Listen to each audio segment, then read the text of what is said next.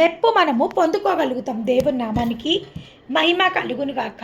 ఆయన దేవుని యొక్క మెప్పుని అంటే దేవుని యొక్క మెప్పుని మనము పొందుకోగలుగుతాము.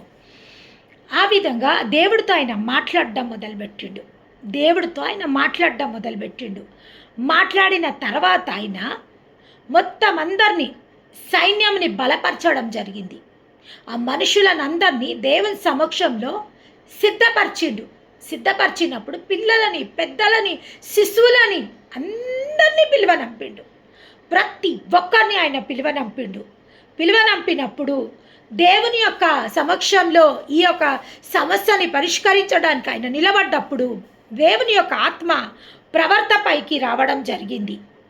ప్రవర్తపైకి దేవుని యొక్క ఆత్మ రావడం, లేవీయుడగు యెహోజీయేలు సమాజంలో ఉండను.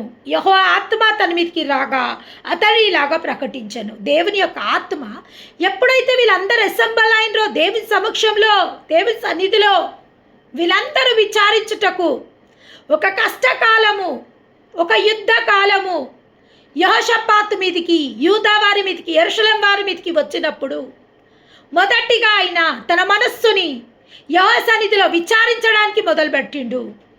రెండవదిగా ఉపవాస దినములను చాటించిండు. మూడవదిగా ఆయన తన ప్రజలనందరినీ పిలిచి వాళ్ళని సంఘంగా ఆయతపరిచి ఆయన దేవుడితో మాట్లాడడం జరిగింది. ప్రభువా, ఈ ఘోర సమస్య మా మధ్యలోకి వచ్చింది. మేమైతే నీపైనే ఆధారపడున్నాం ప్రభువా. ఇంకా మీరే ఏదో ఒక మేలు చేయాలి మాకు అని దేవుడితో మాట్లాడిండు. తర్వాత ఆయన ప్రతి ఒక్కరిని అక్కడికి, స్త్రీలనేమి, పిల్లలనేమి, పసిపిల్లలనేమి, ప్రతి ఒక్కరిని ఆ యొక్క స్థలంలోకి పిలువనంపిండు. వాళ్ళందరూ వచ్చిన తర్వాత అక్కడున్న ప్రవర్త పైన దేవుని యొక్క ఆత్మ దిగొచ్చి మీరు భయపడాల్సిన అవసరం లేదు, మీరు జడియాల్సిన అవసరం లేదు.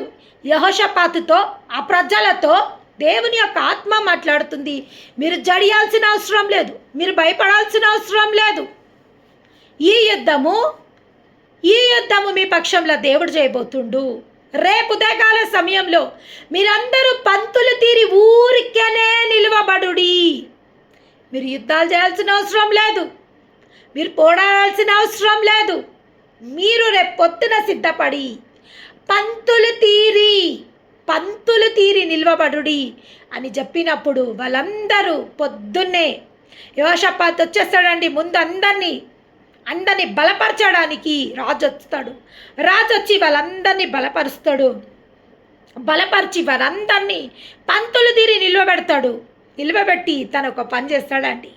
చాలా నాకు సంతోషం అనిపించింది ఇది చదువుతున్నప్పుడల్లా. తనేం చేస్తాడు, ముందుగా తనని ఏం చేస్తాడు, కొంతమంది గాయకులను పిలిపించి వాళ్ళకు పరిశుద్ధలంకారం చేస్తాడు. పరిశుద్ధలంకారం అంటే పరిశుద్ధమైన ఆ గాయకులు పరిశుద్ధంగా అలంకరించుకొని వాళ్ళు వాయిద్యాలు పట్టుకొని ఎవరి ముందర నడుస్తారంట? సైనికుల ముందర. దేవుని నామానికి మహిమ కలుగును గాక. దేవుడు ఏదన్నా చేయగలుగుతాడండి. నిజంగా దేవుడు ఏదైనా చేయగలుగుతాడు. ఎప్పుడైతే మనకున్న సమస్యని మనం తీసుకువెళ్ళి దేవునికి అప్పచెప్పినప్పుడు, ఆయన సన్నిధిలో మౌనంగా ఉండి ఆయన యొక్క నిర్ణయం కోసము మనము ఆయన సమక్షంలో నిలవబడ్డప్పుడు మన దేవుడు ఏదైనా చెయ్యగలుగుతాడు. గిద్యోను కుండలతోనూ దివిటీలతోనూ విజయం పొందుకుండండి. ఒక్క వ్యక్తి సైన్యంని మొత్తం మట్టుబెట్టిండు. 100 మంది వద్దు, 1000 మంది వద్దు, 100 మందితోని ఆయన విజయాన్ని పొందుకుండు. నువ్వు ఒక్కడివి చాలు గిద్యోన్, నీ ఒక్కడివే మహాసైన్యంగా చేసి నీ శత్రువులని హతమారుస్తాను దేవుడు సెలవిచ్చిండు. అదేవిధంగా ఇక్కడ యెహోషాపాతు దేవుని సన్నిధిలో విచారించినప్పుడు దేవుడు అన్నాడు, మీరు ఏం చేయాల్సిన అవసరం లేదు, పంతులు తీరి రేపొద్దున నిలవబడుడి, మీ పక్షంలో రేపు దేవుడు యుద్ధం చేయబోతుండన్నప్పుడు తను ఏం చేసిండంటే గాయకులను పిలిపించి వారికి పరిశుద్ధ అలంకారము చేసి సైనికుల ముందల వారిని నడిపిస్తుండు. సైనికుల ముందల వాళ్ళు నడుచుకుంటూ వాళ్ళు ఏం చేస్తుండ్రంటే యెహోవాని స్తుతించుకుంటూ స్తోత్రం చేస్తుండ్రండి. యెహోవాని స్తుతించుకుంటూ యెహోవాకి స్తోత్రాలు చేస్తుండ్రు వాళ్ళు. దేవుని నామానికి మహిమ కలుగును గాక. వారు పాడుటకును స్తుతించుటకు మొదలు పెట్టగా వాట్ హ్యాపెండ్? ఏమైందండి? వాళ్ళు యుద్ధానికి వెళ్తుండే ఎట్లా? బల్ల లేవు, కత్తులు లేవు, బడిసెలు లేవు, ఈటలు లేవు, డాలులు లేవు, ఏమీ లేదు. వాళ్ళ ముందర ఒక వాయిద్యాల టీం. వాళ్ళు స్తుతిస్తూ స్తోత్రాలు చేసుకుంటూ వెళ్తుండ్రు. వీళ్ళు ఇక్కడ నిలబడ్డప్పుడు దేవుడు ఏం చేసిండంట? చాటు నుండి మాటుగాండ్లను పెట్టి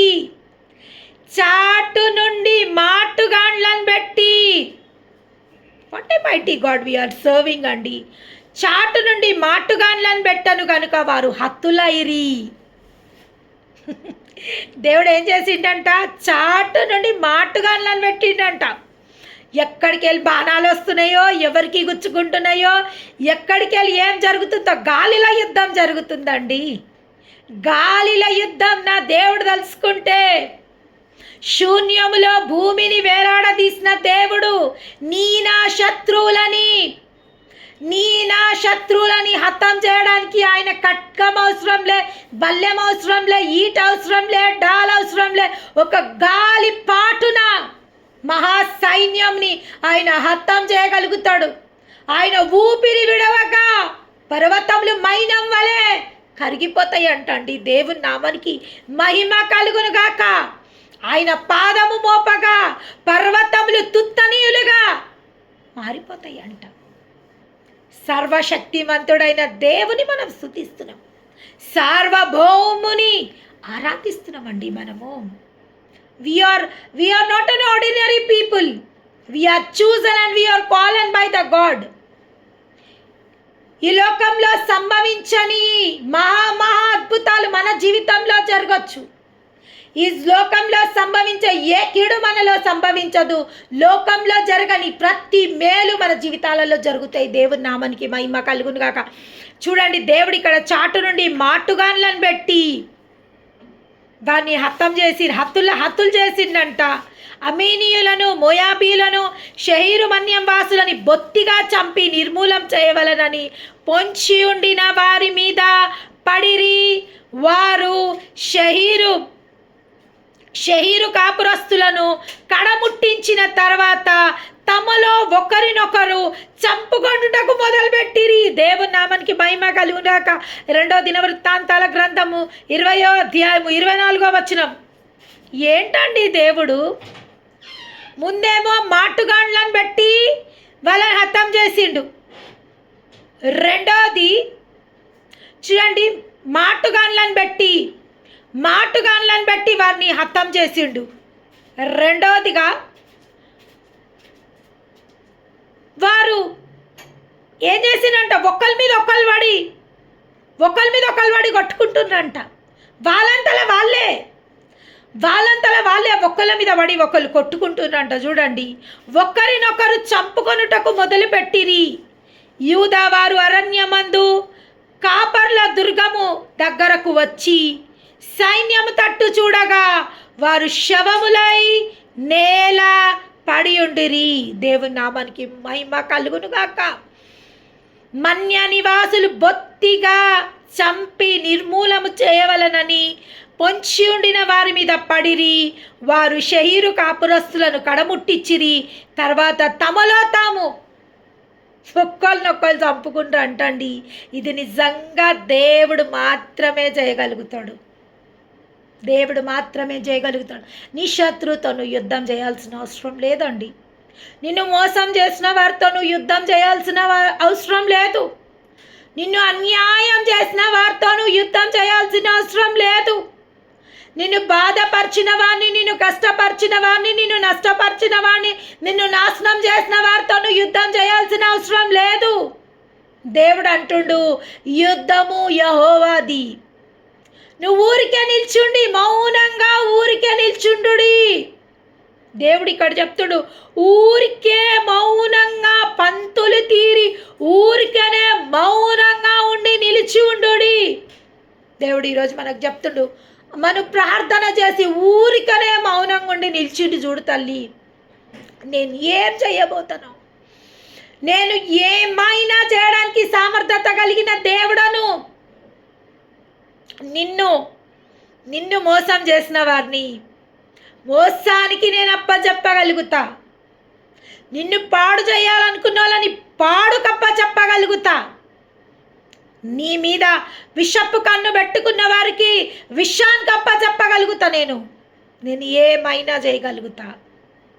నువ్వు ఊరుకుండి మౌనంగా నిజంగా నన్ను నమ్మితే, నిజంగా నన్ను ఆశ్రయిస్తే, దేవుడు ఈరోజు మనకు ఒక లెవెల్ ఆఫ్ ఫెయిత్ గురించి మాట్లాడుతుండండి. నిజంగా నిశ్చయంగా దేవుడు తండ్రి కృపా సన్నిధిలో ఉన్న ప్రతి బిడ్డకు ఇట్టి విశ్వాసమును వాళ్ళలో దృఢపరిచి స్థిరపరచునుగాక. మనుషులతో పెనుగులాడక. ఈరోజు దేవుడు ఒక పాఠం మనకు నేర్పిస్తాడు. మనుషులతో పెనుగులాడవలసిన అవసరం లేదు. నీ పెనుగులాట దేవుడితో. మనుషులతో వ్యాజ్యం ఆడాల్సిన అవసరం లేదు. నీ వ్యాజ్యము దేవుడితో. మనుషుల ఎదురుగా నువ్వు ఇక్కడ ఏం చేసిండంటే, యెహోషాపాతు ఎప్పుడైతే ప్రవర్త ద్వారా దేవుడు మాట్లాడుతుండో సాష్టాంగపడ్డాడంట. యెహోషాపాతు సాష్టాంగపడ్డప్పుడు, మాట్లాడుతున్న ఆత్మ ఎదురుగా సాష్టాంగపడ్డప్పుడు ఆ ప్రజలందరూ కూడా సాష్టాంగపడ్డారంట. సాష్టాంగపడ్డాడు. చూడండి, నువ్వు ఎవరెదురుగా లొంగాల్సిన అవసరం లేదు, ఎవరెదురుగా వంగాల్సిన అవసరం లేదు. నీ శత్రువులని నీ పాదధూళి నాకించడానికి నీ దేవుడికి సామర్థ్యత ఉందమ్మా. నిన్ను కష్టపరిచిన వారిని నీ పాదాల దగ్గర తీసుకొచ్చి పాడేసి నీ పాదధూళి నాకేటట్టు వాళ్ళని చేయడానికి నీ దేవుడికి సామర్థ్యత ఉంది. అంతవరకు నువ్వు స్థిరంగా నీ యొక్క విశ్వాసాన్ని స్థిరపరచుకొని నువ్వు మౌనంగా ఆయన సన్నిధిలో నిలవబడగలిగితే నీ దేవుడు ఇక్కడ ఎట్లా మాటుగాండ్లను పెట్టి వాళ్ళని హతం చేసిండంట.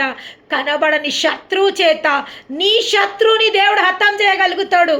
కనబడని శత్రువు చేత నీ శత్రువుని దేవుడు హతం చేయగలుగుతాడు. నీ విరోధులని నీ కాళ్ళ దగ్గరికి తీసుకొచ్చి పాడగలుగుతాడు. ఇక్కడ చూడండి, వీళ్ళు ఏం బట్టి విజయం పొందుకుండ్రు?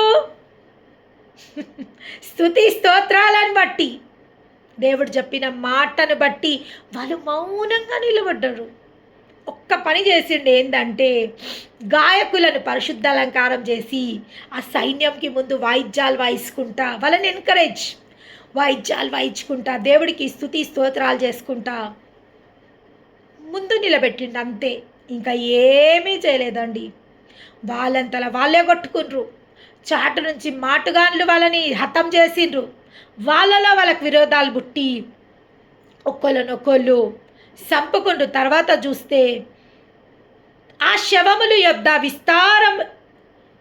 శవములై నేలపడిరి. కాపర్లు దుర్గము దగ్గరకు వచ్చి సైన్యము తట్టు చూడగా వారు శవములై నేలపడి ఉండిరి. ఒక్కడును తప్పించుకొనలేదు.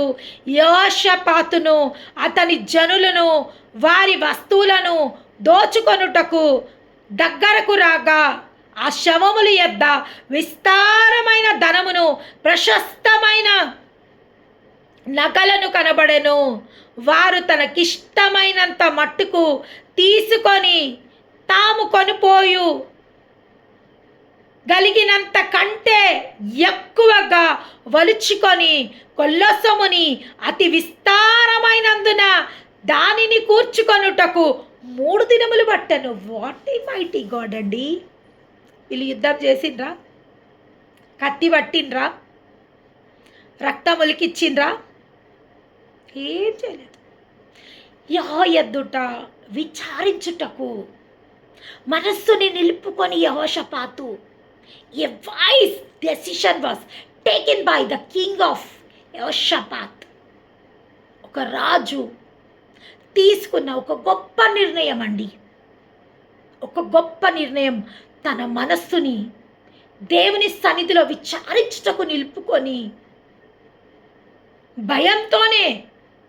భయంతోని మనుషుల వద్దకు వెళ్ళలేదండి. సైనాధిపతులను పిలవలేదు, సశస్త్రాధిపతులను పిలవలేదు. దేవుని సమక్షంలోకి వెళ్ళిండు.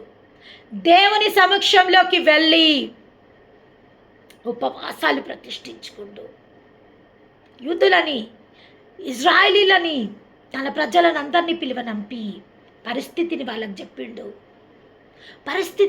చెప్పిండు. దేవుడితో మాట్లాడిండు. దేవుడు చెప్పిన మాటలు ఆత్మ ప్రవర్త పైకొచ్చి దేవుడు చెప్పిన మాటలని తూచా తప్పకుండా ఒప్పుకున్నాడు. ఆ ప్రజలనందరినీ ఆయత్తపరిచిండు. పొద్దున యుద్ధానికి సిద్ధమైన వ్యక్తి దేవుని మహిమపరచడానికి గాయకులని మోహరించి తప్పెట్లతో, తాళాలతో, స్తుతులతో, స్తోత్రాలతో ఆ యొక్క మహాసైన్యముని ఎదుర్కోవడానికి వెళ్ళిండు. అక్కడ దేవుడు వారి పక్షంలో యుద్ధం చేసిండు. వాళ్ళంతలా వాళ్ళే కొట్టుకొని చచ్చిపోయిండ్రు, మాటుగాన్ల చేత కొట్టుకొని చచ్చిపోయిండ్రు.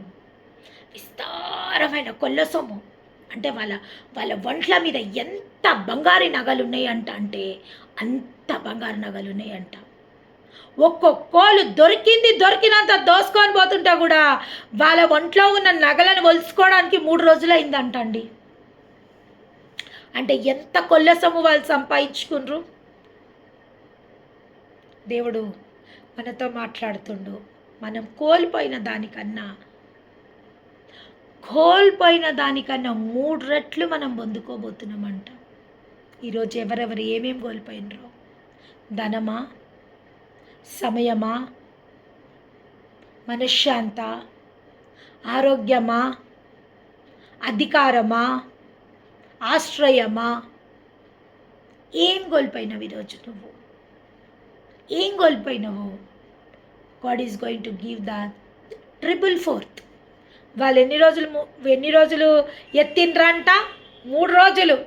ఆ కొల్ల సొమ్ము అతి విస్తారమైనంత దోచుకున్నంత దోచుకున్నట్టు ఎన్ని రోజులు? 3 రోజులు. మూటలు కట్టుకొని ఎత్తుకొని పోతుంటా కూడా 3 రోజులు అయిందంట. ఆ చచ్చిపోయిన వాళ్ళ మీద నుంచి శవాల మీదకి వెళ్ళి ఆ కొల్ల సొమ్ము ఏరుకోవడానికి.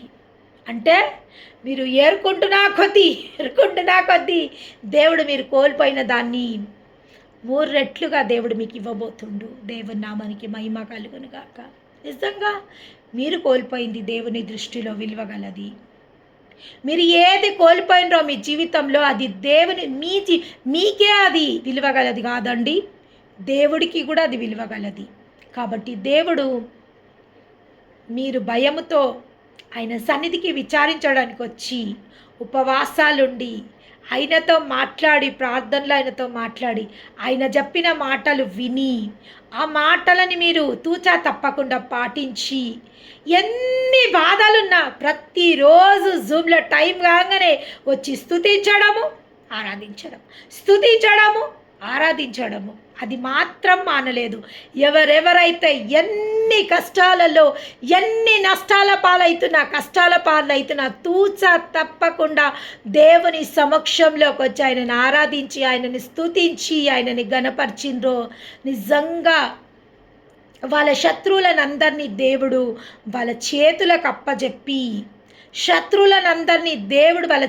అప్పజెప్పి కనబడని మాటుగాండ్లు వాళ్ళని హతం చేసి వాళ్ళంతలా వాళ్ళే కొట్టుకొని నిన్ను నష్టపరిచినోళ్ళు, నిన్ను కష్టపరిచినోళ్ళు, నిన్ను బాధపరిచినోళ్ళు, నిన్ను అవమానపరిచినోళ్ళు, నిన్ను దుఃఖపరిచినోళ్ళు, నిన్ను ఏలన చేసినోళ్ళు వాళ్ళంతలా వాళ్ళే కొట్టుకొని నువ్వు కోల్పోయిందంతా 3 అంతలుగా దేవుడు ఆ ప్రజలు 3 రోజులు వలుసుకున్రంట.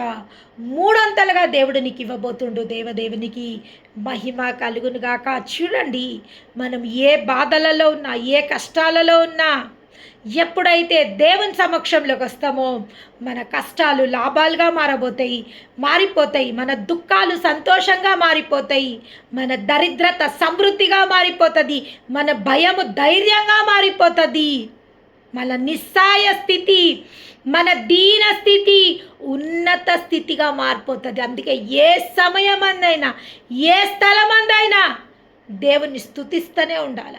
ఏ పరిస్థితులు మనకు ఎదురైనా, ఏ స్థితిలో మనమున్నా ఆ స్థితిలోనే సంతోష గానాలతో దేవుని ఆరాధించాలండి. దేవుని నామానికి మహిమ కలుగునుగాక.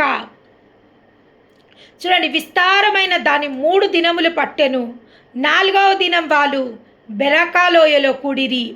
అక్కడ వారు యెహోవాకి కృతజ్ఞతాస్తుతులు చెల్లించినందున నేటి వరకు ఆ చోటికి బెరకాలోయ అని పేరు. దేవుని నామానికి మహిమ కలుగును కాక. బెరకాలోయ అది అభిషేకానికి సూచన. ఆ లోయ అభిషేకానికి సూచన. వాళ్ళందరూ దేవునికి కృతజ్ఞతాస్తుతులు చెల్లించడానికి ఎక్కడికి వెళ్ళిండ్రంట? బెరాకాలోయకు వెళ్ళిండ్రంట. దేవుని నామానికి మహిమ కలుగును గాక. కృతజ్ఞతాస్తుతులు చెల్లించినందున నేటి వరకు ఆ చోటికి బెరాకాలోయ అని పేరు. దేవుని నామానికి మహిమ కలుగును గాక. ఇలాగును యెహోవా వాళ్ళ శత్రువుల మీద వారికి జయం అనుగ్రహించి వారిని సంతోషపరచను గనుక యెరూషలేమునకు ఉత్సాహంతో మరలవలెనని యూదా వారును యెరూషలేం వారును వారందరికీ ముందుగా యోషపాతు సాగి వెళ్ళను. దేవుని నామానికి మహిమ కలుగును గాక. చూడండి, వాట్ ఏ వైస్ కింగ్. ఒక మంచి జ్ఞానం గల రాజు. నిజంగా మనకు ఒక మంచి బోధకుడు ఉండడము, సుబుద్ధి చెప్పేటోళ్ళు ఉండడము, మనని ఒక మంచి తిన్నని మార్గంలో నడిపించే వ్యక్తులు ఉండడము మనకి ఎంతో లాభకరం అండి. ఎంతో లాభకర. బుద్ధి చెప్పేవాళ్ళు 4 ఉండడం మనకు లాభకరం. చూడండి, ఒక రాజు తీసుకున్న వైజ్ డెసిషన్ తన ప్రజలని నష్టాలలో నుంచి, ప్రాణాపాయాలలో నుంచి, యుద్ధం జరిగితే ఏమవుతుండేనండి? రక్తపాతం. ఎంతోమంది అన్యాయంగా హతులవ్వాల్సి వస్తుండే. వారికి వచ్చేదేం లేదు, వాళ్ళ ప్రాణాలు కోల్పోతుండే. కానీ రాజు తీసుకున్న వైజ్ డెసిషన్, యుద్ధం నాది కాదు, నా దేవుడిది యుద్ధం. నా శత్రులతో నేను పోరాడాల్సిన అవసరం లేదు, నా దేవుడు నా పక్షంలో యుద్ధం చేయడానికి సిద్ధంగా ఉన్నాడు అని దేవుని ఎప్పుడైతే ఇన్వాల్వ్ చేసిండో, God has to take over the war. The warfare is now of God. యుద్ధం ఇప్పుడు యెహోవాది అయిపోయింది. యుద్ధం ఆయన స్టైల్లో యుద్ధం చేసిండు. ఆయన స్టైల్లో యెహోషాపాతుని గెలిపించిండు. దేవుని నామానికి మహిమ కలుగును గాక. మహాపరిశుద్ధుడవైన తండ్రి, అవును నా దేవ, మా శక్తిని బట్టి కాదు, మా బలమును